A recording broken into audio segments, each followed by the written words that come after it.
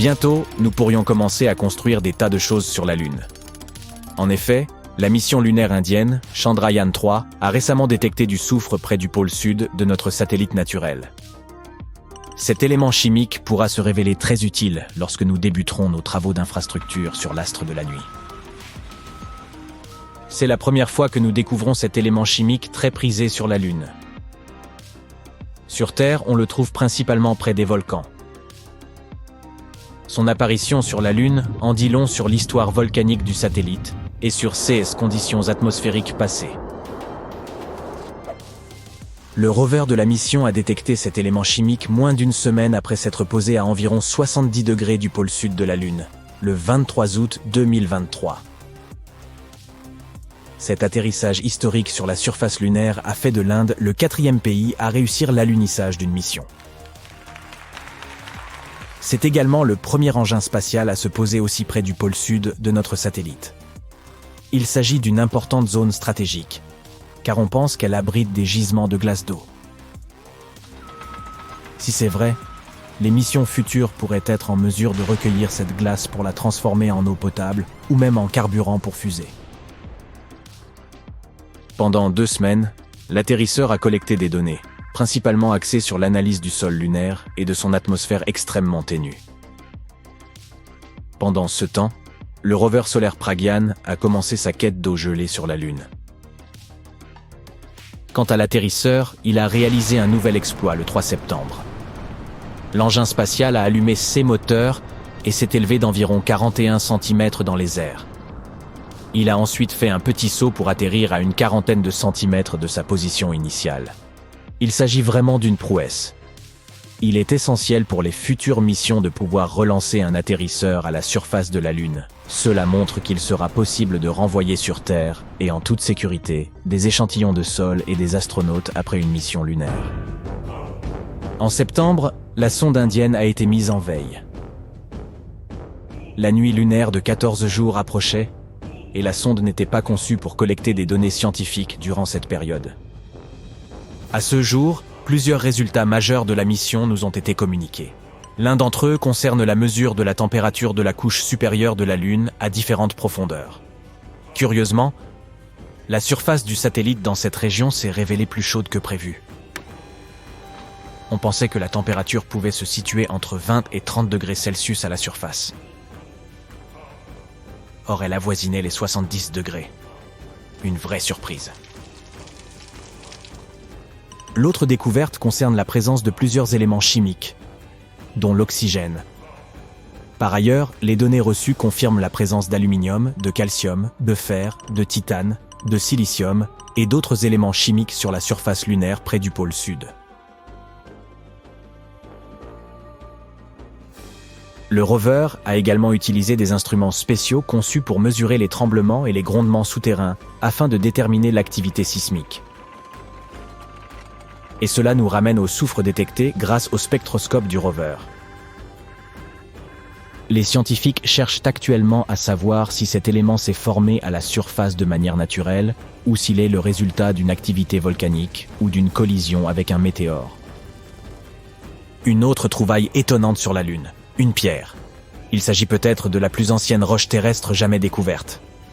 Cet éclat de 2 cm de large trouvé au milieu d'une grande quantité de roches ramenées sur notre planète par les astronautes de la mission Apollo pourrait s'avérer être un fragment de la Terre vieux de 4 milliards d'années.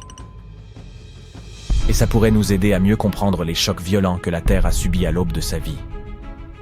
Voici ce que les scientifiques supputent. Peu après la formation de cette roche, un impact d'astéroïde l'aurait projeté hors de la Terre. À l'époque, notre satellite était 3 fois plus proche de notre planète qu'il ne l'est aujourd'hui. La collision aurait été si puissante que ce caillou aurait atterri sur la Lune. Plus tard, ce fragment aurait été englouti dans une brèche lunaire, une sorte de roche hétérogène. Finalement, la roche a été ramenée sur Terre par les astronautes d'Apollo 14. Nous avions déjà trouvé des météorites provenant de Mars et de la Lune, mais c'était la première fois qu'une roche provenant de la Lune s'avérait être une météorite terrestre. Les scientifiques ont également découvert que la roche s'était formée dans un environnement riche en eau, à une température et une pression correspondant à celle qui règne à environ 19 km sous la surface de notre planète. En 2019, la mission chinoise Chang'e 4 est entrée dans l'histoire en se posant sur la face cachée de la Lune. Le rover de cette mission a permis aux chercheurs de visualiser les structures enfouies sous la surface du satellite, révélant des milliards d'années d'histoire lunaire. Le rover Yutu-2 a fait cette découverte grâce à son radar à pénétration lunaire. Il a obtenu des images en profondeur et réalisé une échographie des structures cachées sous la surface de la Lune. Il s'est avéré que ces structures se trouvaient à une profondeur de près de 300 mètres. Les recherches suggèrent que les 40 premiers mètres sous la surface sont constitués de couches de poussière, de terre et de roches. Les instruments utilisés ont également découvert un cratère caché qui a dû se former après qu'un objet de grande taille a percuté la surface de la Lune. Il y a très longtemps, de la lave s'écoulait probablement dans ces profondeurs. Selon les chercheurs, les roches brisées autour de cette formation seraient des débris produits par l'impact. Ils ont aussi constaté que plus les couches de roches volcaniques étaient proches de la surface, plus elles étaient minces. Une telle variation dans l'épaisseur des coulées indiquerait une diminution du nombre et de l'ampleur des éruptions au fil du temps. Ainsi, l'activité volcanique aurait progressivement diminué depuis la formation de la Lune il y a environ 4,5 milliards d'années. Sur la face cachée de la Lune se trouve l'un des plus grands et des plus anciens cratères d'impact de notre système solaire, le bassin pôle Sud-Aitken. Hélas, depuis la Terre, on ne peut voir que son bord extérieur, qui ressemble à une immense chaîne de montagnes. Il s'agit d'une énorme cavité de 13 km de profondeur, qui s'étend sur plus de 2500 km de diamètre et couvre un quart de la surface de la Lune. Les astronomes sont certains que ce cratère est apparu lors de la collision d'un astéroïde avec la Lune, il y a environ 4 milliards d'années. Et maintenant, regardez ce gigantesque morceau de métal. Il fait 4 fois la taille du Connecticut. Quant à son poids, exprimé en livres, il est suffisant de savoir qu'il comporte 18 zéros.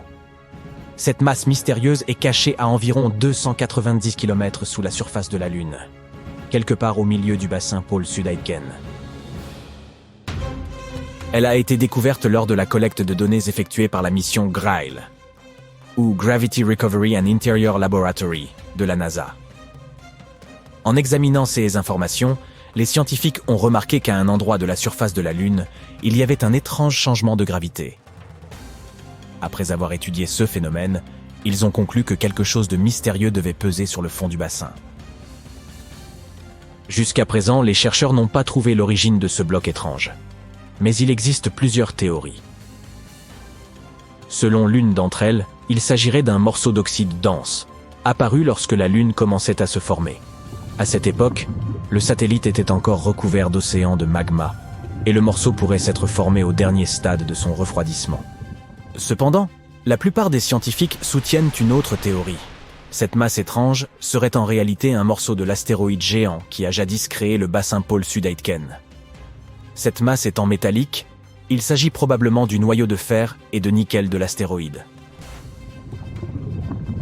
Il n'y a pas si longtemps, des astronomes ont reçu des données topographiques et ont découvert une grotte immense sous la surface de notre satellite. Il pourrait s'agir du résultat d'une activité volcanique intense datant de plus de 3 milliards d'années.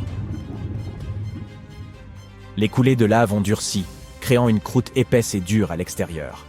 Mais à l'intérieur, la lave continuait à couler, faisant fondre la roche et créant des tunnels et des grottes.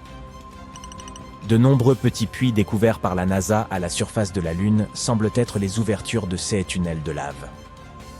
Si cette théorie est confirmée, ces tunnels souterrains pourraient non seulement être très pratiques pour les futures missions spatiales habitées, mais aussi constituer des réserves d'eau d'une importance vitale pour les astronautes.